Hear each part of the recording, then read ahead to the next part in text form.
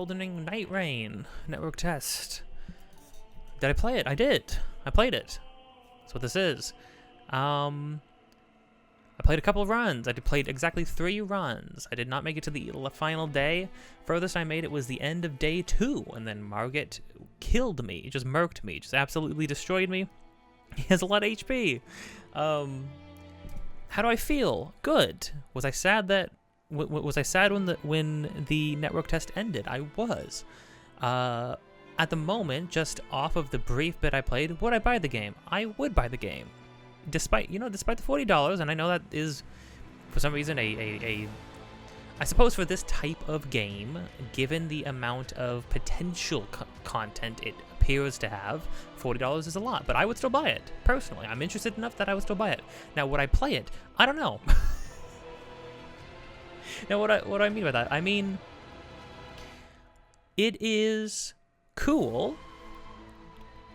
It's a cool idea that feels like it requires having other people to play with.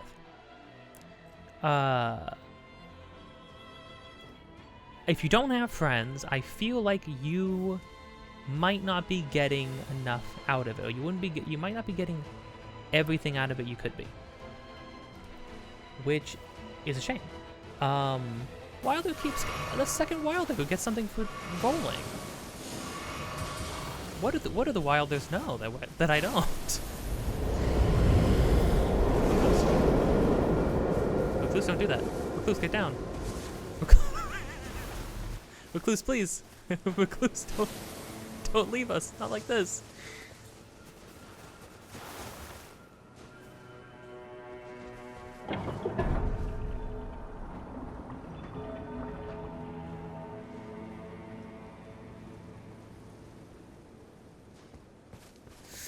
Well, that's not good. Because I still had fun playing with random people. This is the second network test day, or sort of segment, that was from 7 p.m. to 10 p.m. They did not allow multiplayer, and I didn't have anybody to play with anyways at the moment. My friend was not available, so it was just me and a bunch of randoms. And for the most part, it went fine. It actually went a lot smoother than I thought it would, although our second one devolved multiple times because both of the people with me were going in different directions, and I just sort of, in every single game, I sort of made a point to be following somebody. In the third game, everybody actually just kind of chose to follow me around, which worked out for them a little bit. I found some cool stuff, but it kind of seems to fall into every single game sort of fell into the loop of, okay, who is sprinting in a random direction? Whoever's sprinting in the random direction first, everybody else just kind of says, okay, I guess you're the leader.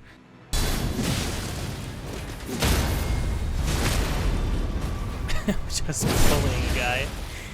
Alright.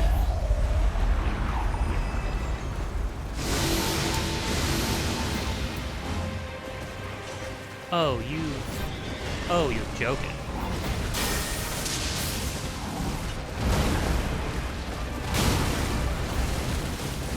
Surely not. Surely not.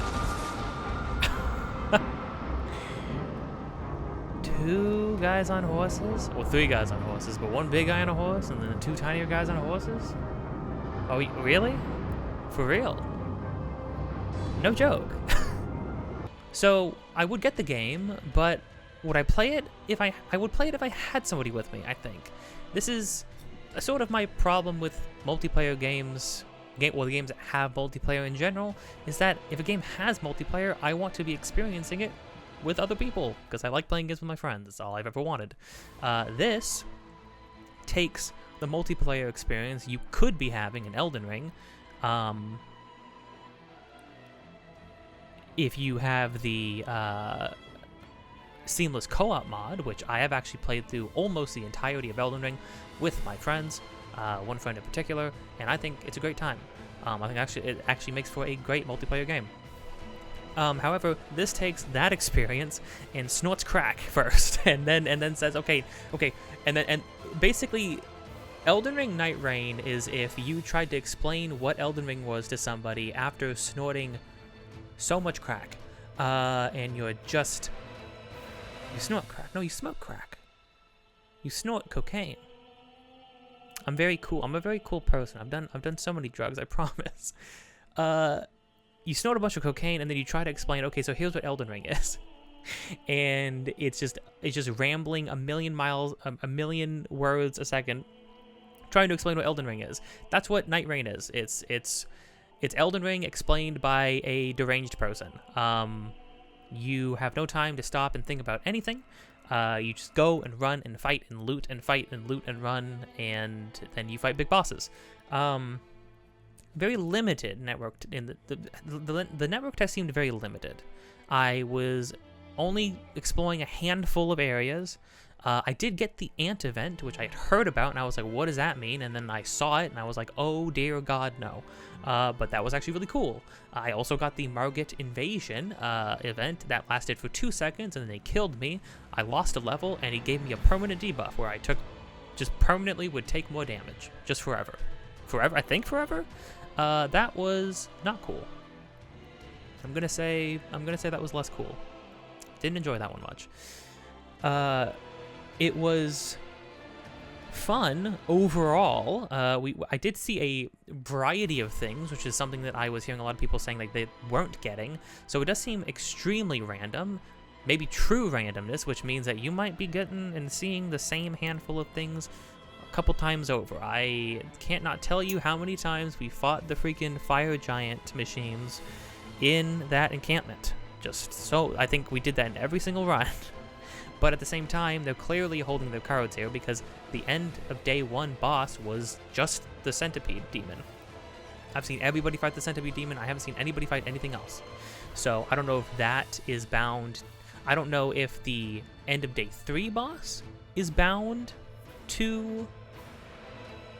Like, I don't know if the bosses you fight leading up to the 3-headed dog, which is what this network test encompasses. I don't know if the 3-headed dog just always has the centipede demon and Margit as its 2 end day bosses, or if those are going to be random in the final version of the game. I also don't know how progression in the final version of the game is going to work, because you're going to have to kill one boss in order to unlock the ability to fight the other ones.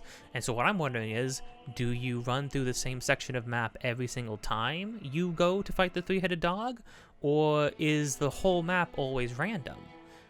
Is it just this one map? It seems like a big map, but also you could very easily get locked into doing the same things you've been doing over and over and over again. I was even starting to feel that a little bit, and yet I still kept wanting to go. I still kept wanting to go and keep playing. You do feel the drive of wanting to go and see and conquer at such a fast pace. It is interesting. It's interesting that despite the fact that I was feeling fatigue when it came to what we were fighting and what we were encountering, there were some, but again, I still got a good variety of stuff. We fought beast people at one point, and that was actually really hard. It feels like they revamped a lot of enemies. It feels like they made enemies more aggressive. It feels like they made the kinds of enemies they grouped together a little more intense. We fought the Zaymore people. We fought the fire giant heads. We fought the beast people. We fought the ants. We fought Margit. We fought a centipede demon. Actually beat it on my first try too. I mean, obviously with the help of 2 other people, but that's another thing. I do like. I think the classes they have are really good. I think. Didn't get to experience much. I only played the bird person. I really like the bird person. He or she or they are very cool. I like them a lot. I would have tried Wilder. I'm not very interested in the other 2. They're just not my play styles. Wilder and the bird person very much match what I would normally play in a FromSoft game. But what's funny is that all the classes do feel like FromSoft All-Stars, The Duchess is just a very Bloodborne-esque, dipping and diving and dodging and doing quick attacks and going in and getting out. Wilder and the Bird and the Recluse are very classic Dark Souls like archetypes, Dark Souls and Elden Ring archetypes. And their abilities are very interesting. And the way their abilities actually work in tandem with everybody else's abilities is also very interesting. Things are the kind of multiplayer that Nightreign is aiming at. It's aiming at everybody is doing stuff that does objectively help each other. You do not have direct interactions with people, but everything that you're doing and every choice you're making in a fight does feel like it is actively working towards the betterment, like the group's goals. Whether it's because you have buffs that you can extend out by doing your own things, whether you're using your abilities to res people if they go down, whether you're trying to trade aggro, the way you trade aggro. There were moments where I felt like I was helping simply by just absorbing damage, simply by existing and getting enemies' attention. There were times where there would be fights where there would be multiple large enemies, and I would pull one off on my own while the other two killing the other one. Had that happen in the beast person fight. Now, did I supply a lot of damage? No, but it did allow my two party members to fully kill one of the bosses, and then come and eventually have to pick me up. But then we only had one boss to fight. Now, is it like playing a Souls-like game? No, but I think playing so much of Elden Ring co-op has prepared me for this game in a way that a lot of other people will be unprepared. I heard somebody say that, like, oh, they had not experienced a Souls game with co-op before, and they said combat feels so sloppy. And it's like, yes, that is an adjustment. The way enemies trade aggro, the speed to which enemies trade aggro, the fact that they will switch targets mid-attacks, those are all new things that they will not do in a normal single-player run of the game that a lot of players are not going to be prepared for. However, I mean this, keep at it. You will get used to it, and then I'm telling you, Souls games as multiplayer games, it's some of the best stuff.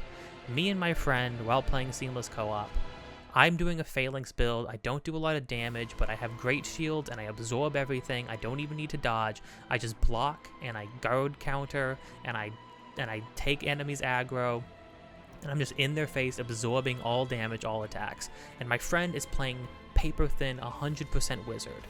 No HP, no defense of any kind, just raw magical power, like 90 in intelligence. He will die in one hit. I can absorb all damage. We're just a sword and shield. He is the sword, I am the shield, and it's some of the fights are some of the most fun I've had doing co-op in a thing. I'm telling you, this game has the potential. I was feeling that. There were moments where I was feeling that, trading blows, like trading aggro, holding down an attack and waiting for somebody else who's hitting an enemy to run out of stamina so I can do a large swing and keep pounding and keep staggering the enemy. It's good. It's good. It has a lot of potential. It could go a lot of places. Now, I think at the moment, I mean, there's a lot of things holding it back, but again, what's holding it back is the fact that this is a very limited, narrow scope, a narrow slice of what the actual game is going to be. They've said that there are tons of things and factors that can happen, the ways the map can change in the middle of the run, events that can happen in the middle of a run. Abilities, passives. I did get to unlock a handful at the end of each run. You do unlock trinkets that you can either just sell all together for currency. I didn't go and see what the currency was for, but you could go and each class can equip all the trinkets are color coded, and each class can equip up to 3 of a random certain assortment of those trinkets. Like some classes can, like, I think one dude can equip only green, one person can equip 2 red and then a green, one person can equip a blue, a green, and a red, stuff like that, right? And the trinkets are like straight up like the trinkets from like Monster Hunter World, I think it is. Is it World or is it Rise? They're randomized. They're random. And that seems to be, at least in the scope of this, that is your main reward. However, I think what's interesting about it is that you can get trinkets. Each trinket can have up to 3 passives. I thought each one was only going to be 1 passive, and that makes the passives feel pretty small. But the fact that you can have random assortment of up to 3 passives on a single trinket, and I was reading through them, and you can have up to 3 trinkets equipped, there's definitely some build potential here. Because you can't build like a traditional Souls-like game. You can't go into a thing fully committing to a type of thing, because ultimately it's a roguelite as well. You're going to hop in, you know, equipment will fall at your feet, passives will fall at your feet, and whatever buffs fall at your feet, you kind of have to make it work. In the first thing, I was doing extremely well. I was getting a lot of passive healing. I was getting I was doing a lot of extra damage, bursts of damage. All of me and all my teammates were. The Wilder on my team got some random passive. I don't know what. I never got to see this. Both Wilders I had in the first game and the third game. Both of them got a passive that cast a spell when they rolled. The first one casted the red lightning, and the last one casted like a funnel, like a blizzard spell, in a big circle around him. And I think that's kind of another thing too. How much intrigue and how much potential you see in the game is really going to depend on what you were finding.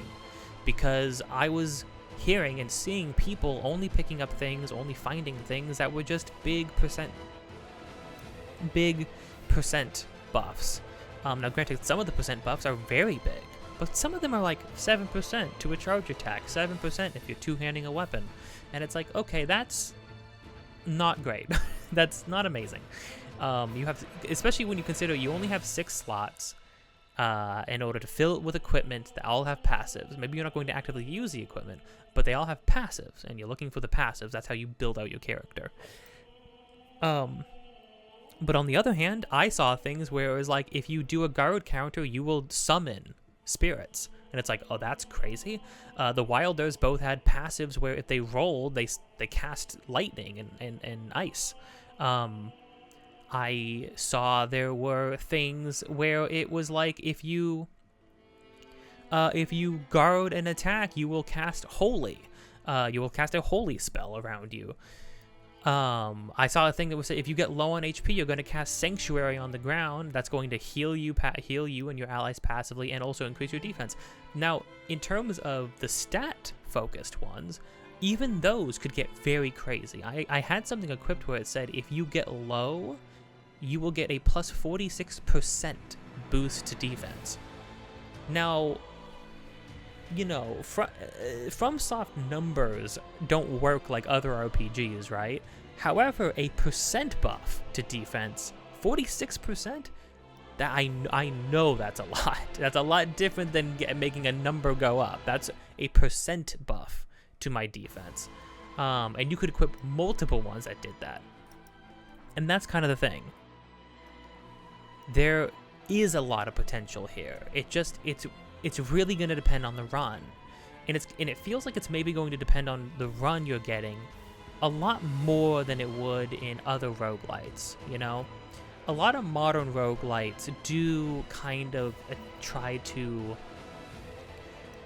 not forego randomness, not forego RNG, since that is obviously the lifeblood of a roguelike. That is what keeps people playing them so much. That's what makes them so replayable, is it the random nature of it. However, a lot of modern roguelites sort of have a lot of, I don't want to call it quality of life, but they do try to minimize to some extent, or give you avenues to minimize the randomness, all of the randomness, right? They give you ways to sort of subdue certain elements and factors a little bit in some way to kind of manipulate the RNG. Hades gives you a huge list of buffs that you can unlock and increase and put on your character over time. So that even if you're losing a bunch, you're still gaining something. Your character is still getting better, right? I know some people don't like that kind of thing, right? They don't like it when a roguelike, they want your roguelike to be more punishing, basically, right?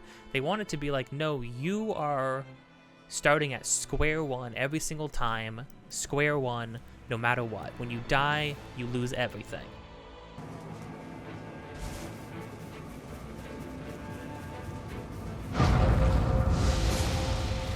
Oh.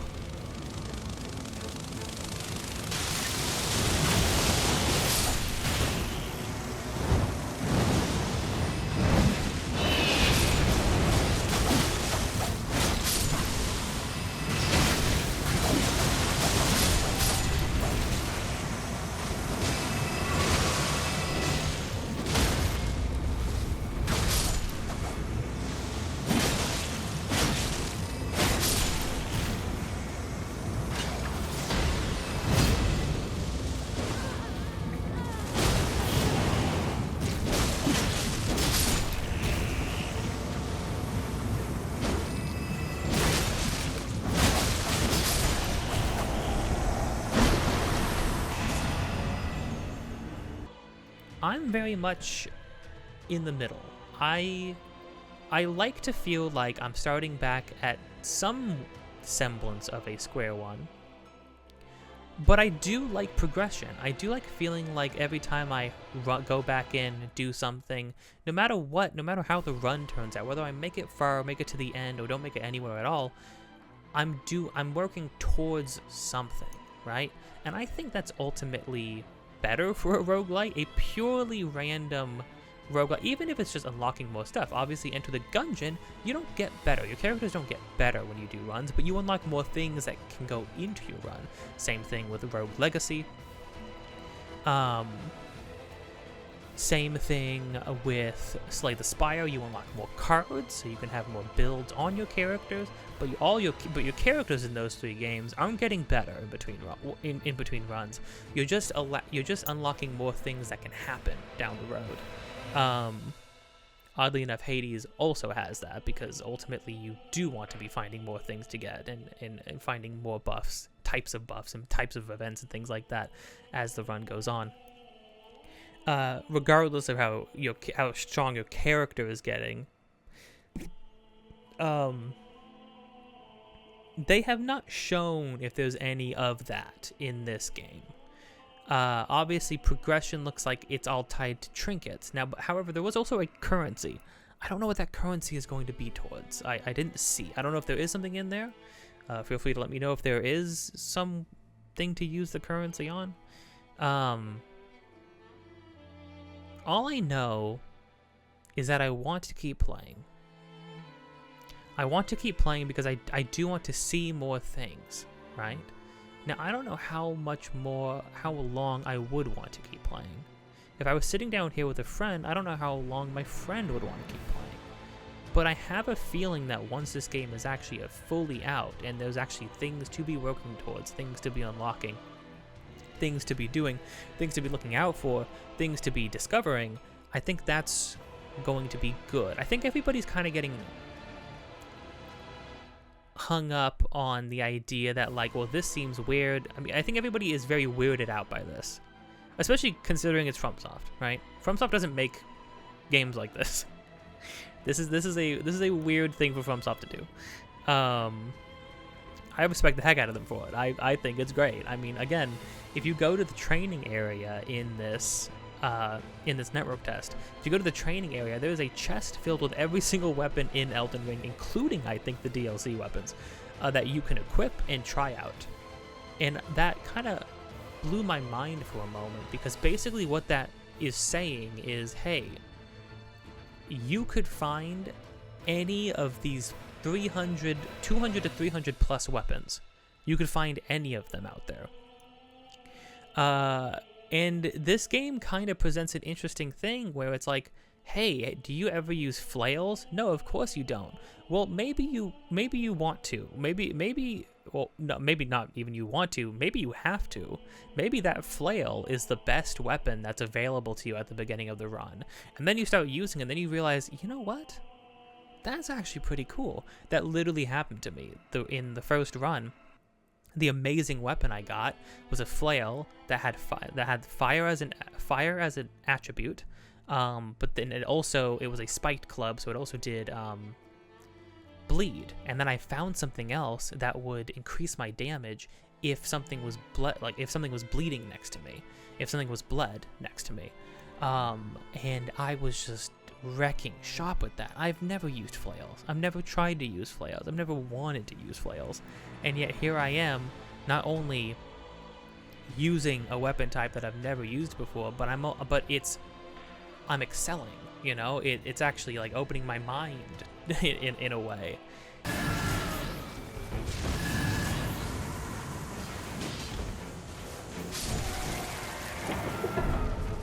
that thing keep dying? Oh, no, that's a glitch. The tail just keeps dying. But it's not actually giving us anything. There's a lot of potential for people who've been playing these kinds of games for a long time to go in and have to experience something they've never experienced before. Maybe you went in as Wilder and you thought, I want to use a big two-handed weapon, but then all you found were trinkets that improve your spellcasting times and FP consumption, and a staff. And now you have to sit there and be like, maybe I guess I'm a mage now? Because don't get me wrong, there's a mage character. There's a guy who looks like he would love to use two-handed weapons. There's a bird person who starts with a shield, and yet in two different runs, I kind of forego. I eventually had to drop my great shield because it was just taking up a slot that a better passive would have taken, or all the passives I had pushed me to go and try and do something else. Basically, I think the name of the game is having an open mind. I think you have to just let the game wash over you and let whatever happens. Let whatever is to come, and sort of step out of the other side of it, and whatever kind of run you had is the run you had. Do I think it's perfect at the moment? No. I mean, there's a lot of jankiness. It feels, I would say a lot of FromSoft games already feel like they're held together with rubber band and bubblegum. This one feels like this one feels like they took Elden Ring, gutted it, and then tried to put it back together. And it's like even more rickety, even stranger. Now, here's the thing. This is supposed to come out, the full thing's supposed to come out in a couple months. This could be a earlier version of the game. In fact, most time when there are betas, they are the early versions of games. Monster Hunter Wild, for instance. That, even this previous beta, and even the next beta, are not the most recent versions of that game. They are not the release versions of that game.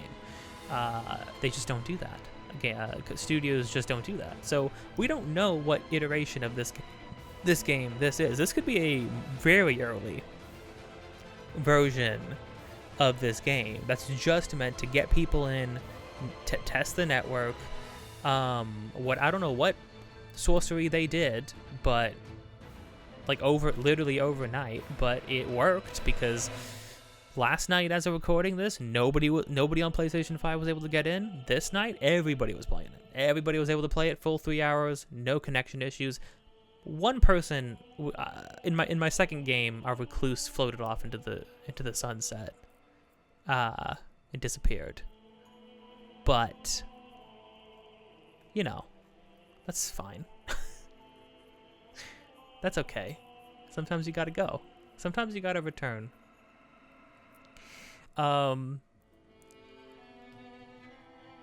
Yeah.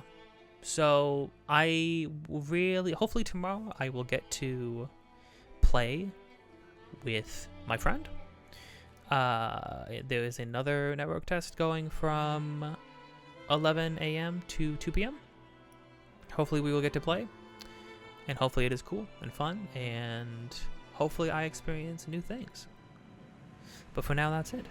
I'll keep an eye out. So again, at the moment, I would get this. If not just out of pure morbid curiosity.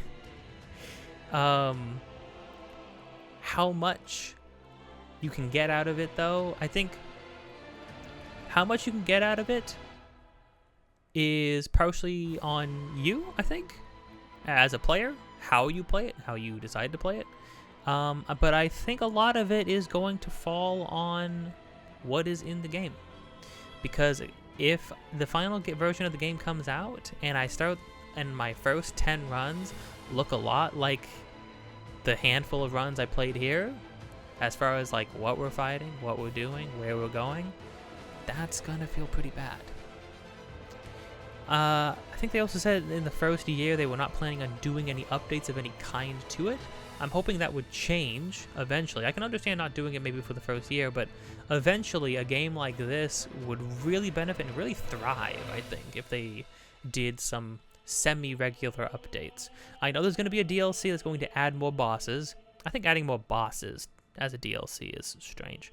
I really hope the Nameless King, because they already showed the Nameless King, I really hope that's not a DLC boss, because if that's a DLC boss, I think people are going to be really pissed off, and I wouldn't blame them, actually, because they advertised the game with that. But those are going to reveal more classes. I don't think all the classes that are going to be in the base game are in... No, because I remember hearing about 4 other ones, I think, and those ones aren't in this yet, so... A lot of variety. I mean, again, having more classes is very good as well. More characters, a million weapons.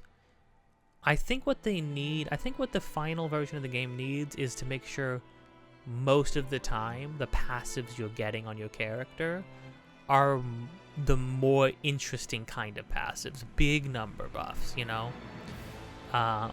Big, like, random effects, crazy passives and things like that. Because, you know what's interesting? That,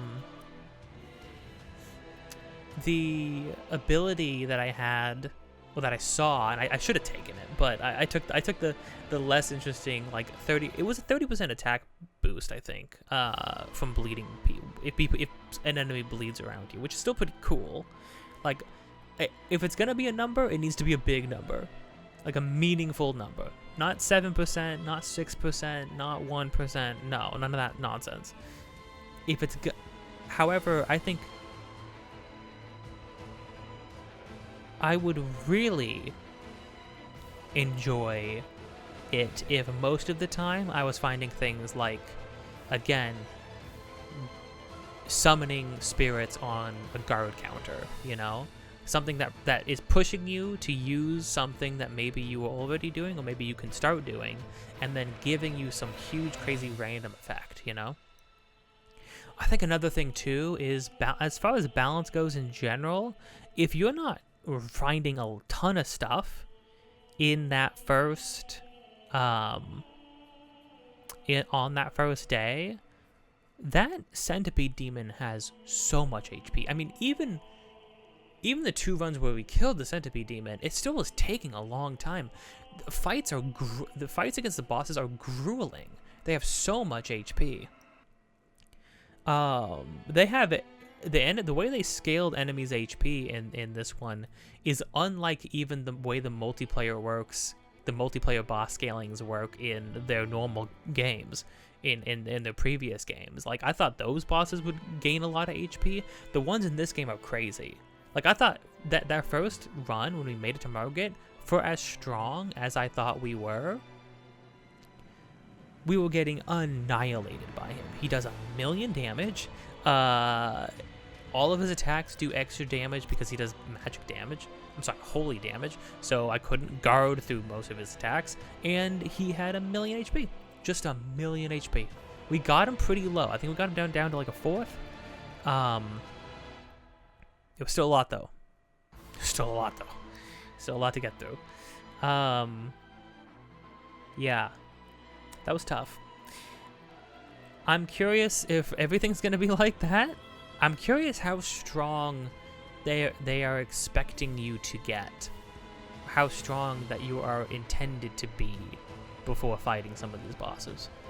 And how hard it is on an average run, how hard it is to get to that level. Because the punishments for certain things, when we got randomly... Listen, all I'm saying is that when we got randomly invaded by Margit and he killed me, it said the game gave me a debuff, and the debuff was I permanently take extra damage, and that's like 12% extra damage. It's like that's not very cool, man. That's actually pretty uncool. I'm gonna be honest with you.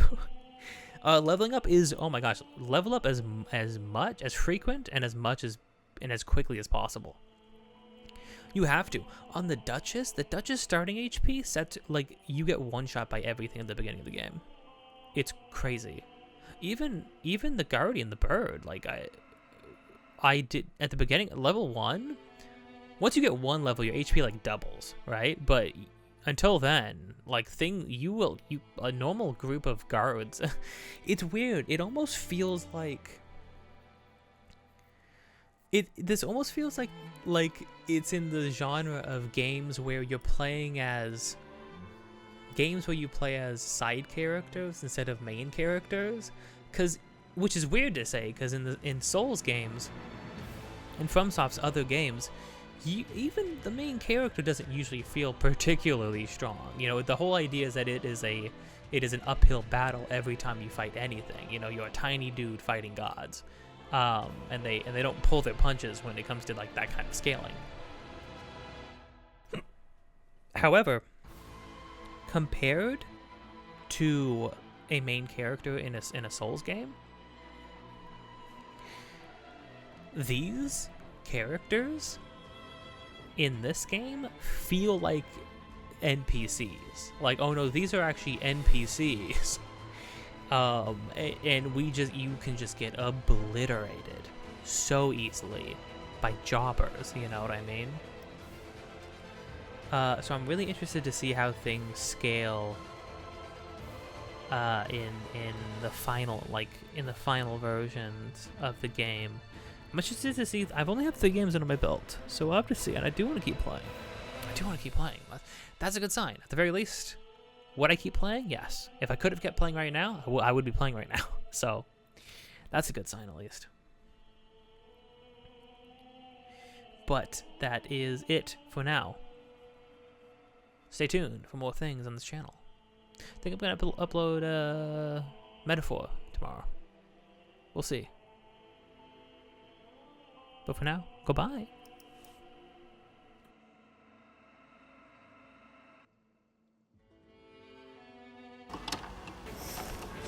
If you press start, you go straight to equipment. Familiar rancor. Chain attack finishers. Chain attack finisher. No! Oh, because it's 10. No! I was in it. Oh, man. I was in it. I don't know. I don't know how I feel. Shoot.